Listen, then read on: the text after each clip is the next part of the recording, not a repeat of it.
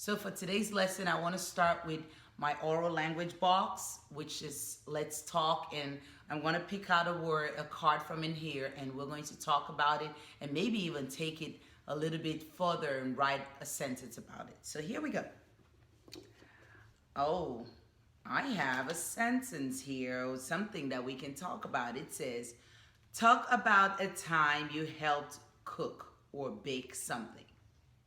Talk about a time that you helped cook or bake something. My sister bakes a lot of wonderful cakes, and she had a wedding cake to make, and I remember having to go over there and help her. There was so many parts to the cake. The cake was really high. It was so high, we had to climb a ladder to set the cake up.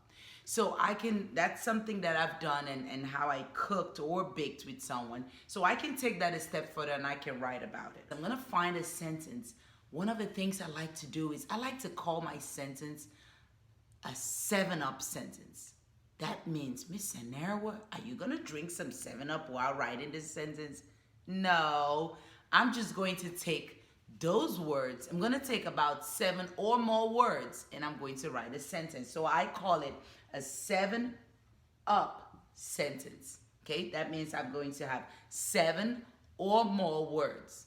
Okay, so let me come up with my sentence first. I helped my sister bake a cake. I got to 7. Let's try it. Let's see how many words are in my sentence. Can you help me count? I helped my sister bake a cake. I got to 7, and I'll show you why I like 7-Up sentences. 7-Up sentences usually has a verb in it. It has a noun in it. It also has other parts of a sentence or parts of a speech. So here we go. So I have my lines drawn right here. I'm going to try to make that real quick, and I always have a broken line that helps me make sure my sentence is correctly written. And I'm going to make this, I'll move this down. Handy dandy socks comes in handy all the time. And here goes my top line. Here goes my middle line. And here goes my bottom line. All right, so my sentence again was what? Very good. I helped my sister bake a cake. All right, so let's look at that sentence. Whenever we start a sentence, remember, boys and girls, you always start with a capital. And make sure that you're writing all of your other words or letters in lowercase, except if it has a proper noun. So if I said my sister's name, then her name will start with an uppercase letter, even though it's in the middle of my sentence. But remember to make sure that all of your letters that you're writing with are not always uppercase when you write a sentence. We want to see those nice sentences when you write. So here, I helped my sister bake a cake. I'm going to start with a capital, space between words, and a period at the end. How am I going to write my sentence? Start with a capital, space between words, and a period at the end. And I like to do space between words like this because I usually do a 2-finger space. But I'm left-handed, so I might use my right hand to make sure I have 2-finger space. Okay, here we go. I try to go to the top and the bottom. Make sure it's nice. Helped, 2-finger space. Huh, huh, huh. Nice and neat. Huh. L. Huh. L. P. Okay, here we go. Look at how all of my letters are sitting on the ground. I don't want any of my letters to fall when they're hanging on the line. Like if I wrote my E like this, I'm always scared that my E might fall. So what I do is I make sure that they're all sitting nice on a line. Some of the words, some of the letters usually go below the line. I call that the roots. So these letters have roots on them, and these letters are tall. But all of my letters, if you notice, are at least touching 2 of my lines. The E's touching the middle line and the bottom line, and these 2 letters are touching the top line and the bottom line. Okay? They're all lowercase letters anyway. So I helped. Now, I'm taking the word help and I'm turning it into something that I've already done. For this word, I will have to add an ed to take help and turn it to helped. Like if I had the word play and I called it played, I will add an ed. Okay, so I helped my